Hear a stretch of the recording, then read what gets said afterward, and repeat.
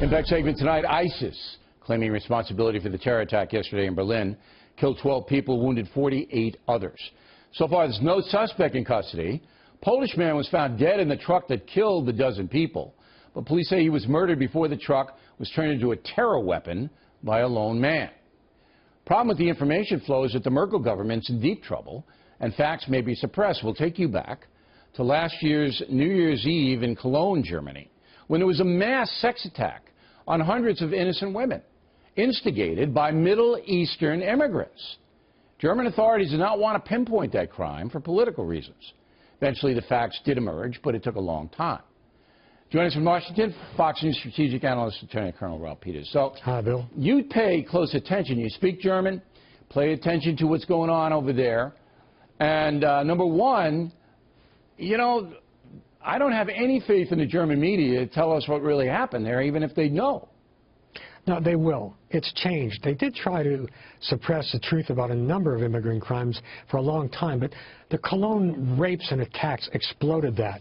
And now, while they still lean politically correct, they know that in the Internet age, you just can't get away with suppressing the truth. So I'm seeing a much more open German press than I did before.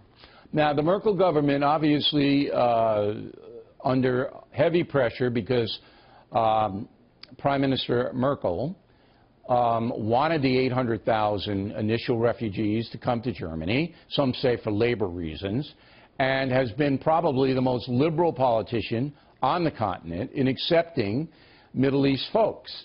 And now the German people are paying somewhat of a price for that, are they not? They are indeed.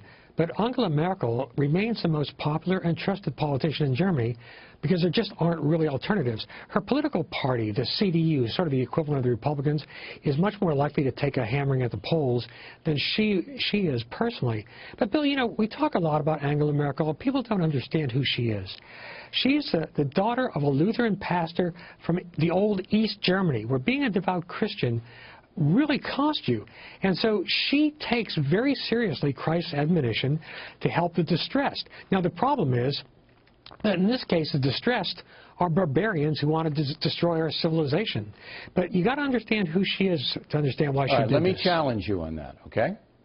Sure. If Mrs. Merkel were so interested in helping the distressed, why doesn't she help the USA in Afghanistan or in Iraq or in Syria? The Germans are loath to do anything, okay? Loath. They won't help, all right? And they have the most powerful country on the continent. So I'm not sure I'm buying that, you know, she's so concerned about suffering people. I haven't seen it. Well, I think she is, but you know, the Germans, look, we fought the Germans twice. I'm not too worried about pacifist Germans, to tell you the truth.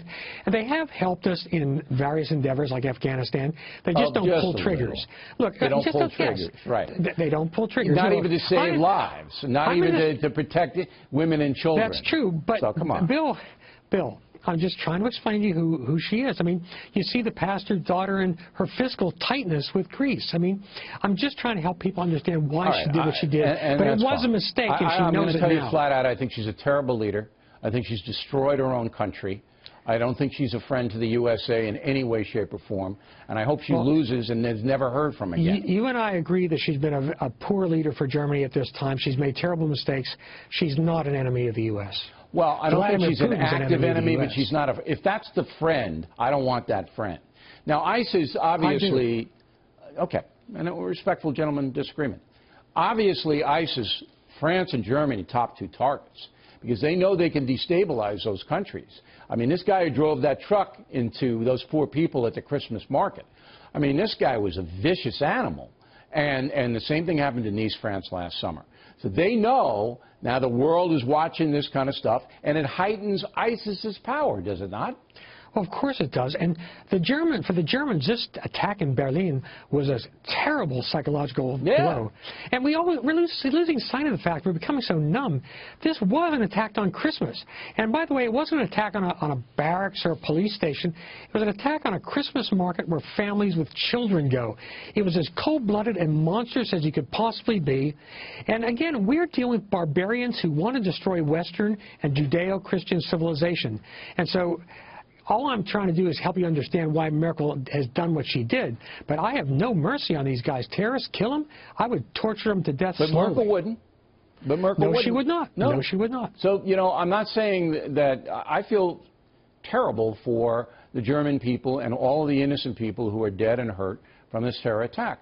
But they got to know, and you got to tell them because you speak German, that their chancellor isn't doing anything. Not a damn thing. Last word. Well, the German Constitution that we basically put on them is very strict. It really keeps the police out of private affairs, and now they're finding that it may have been too strict about some matters.